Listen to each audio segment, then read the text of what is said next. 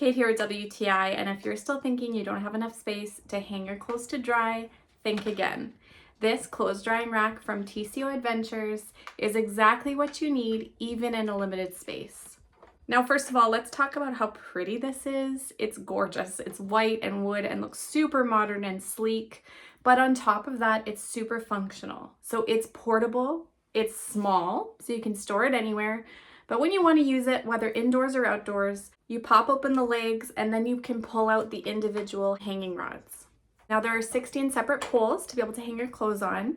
You can do individual pieces. There's also these little grooves where you can use hangers, so you can have several pieces per rod. I love how this is customizable. So even if you want to use it indoors in a corner, you don't have to open up every single rod. You can open up the ones that you need or that fit the space you're using. I find it's very sturdy. It holds the clothes very well. The rods rotate, so you can really get that breeze going through there. It's got a nice handle on top, which makes it portable. So if you want to ditch the dryer and hang your clothes to dry, I think this is awesome. It's perfect for camping too. You can take it with you, hang your towels to dry after the beach. So many great uses for this. I'm sure you will love it, and that's my point of view.